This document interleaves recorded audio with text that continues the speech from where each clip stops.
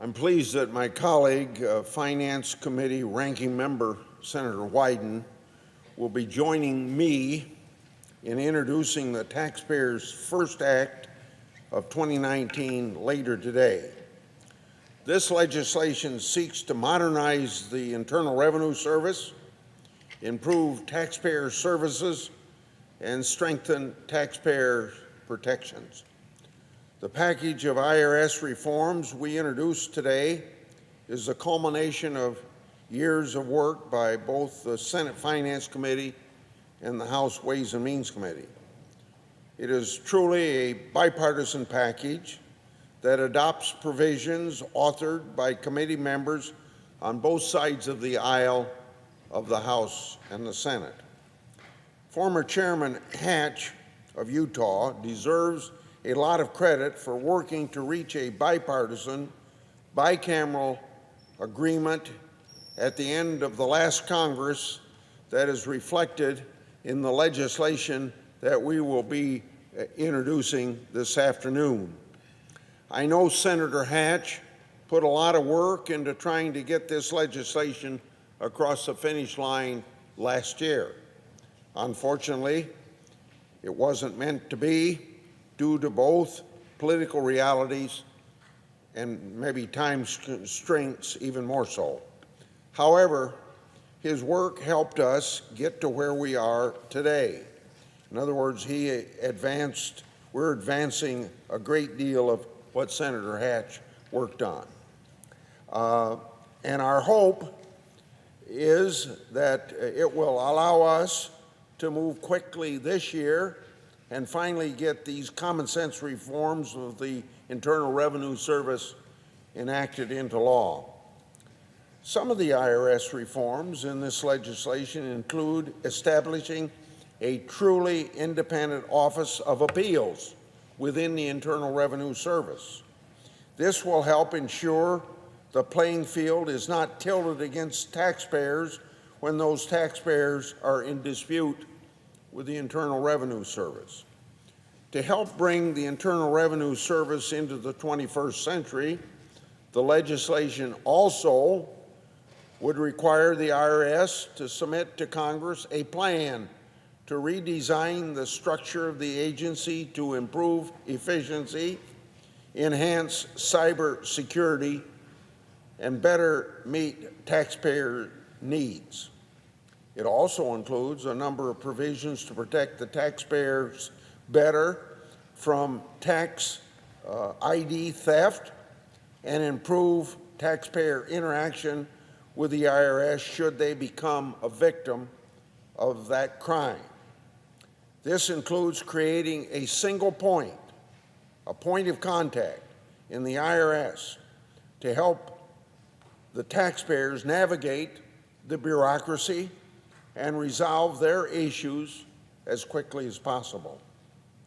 To provide taxpayers with better protection against becoming such a victim in the first place, the legislation will expand to all taxpayers an IRS program that currently allows victims, and only victims, of tax ID theft to obtain a personalized PIN that better secures the identity of any taxpayer that asks for it.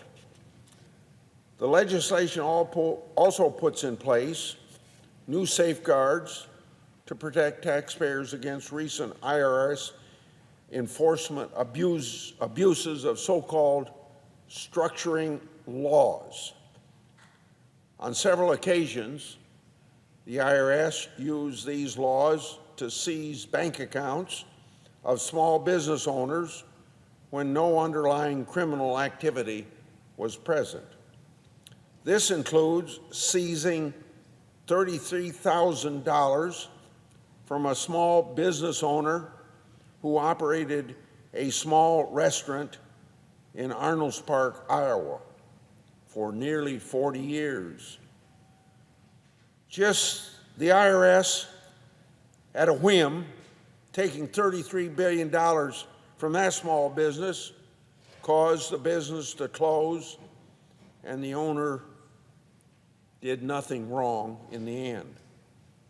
Provisions in our bill will help ensure these types of abuses never occur again.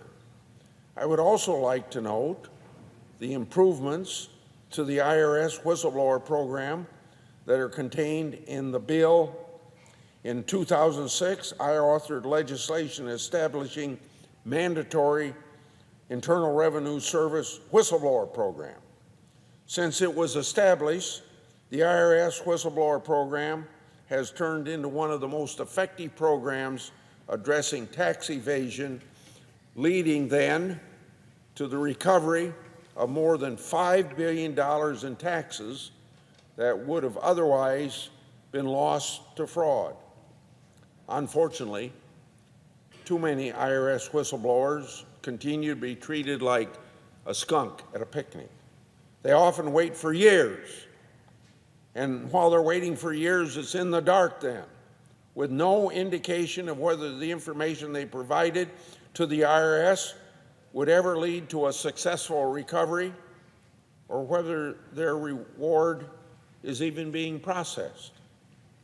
Moreover, they're often putting their careers on the line, exposing corporate tax shelters with no protection should their employer decide to retaliate.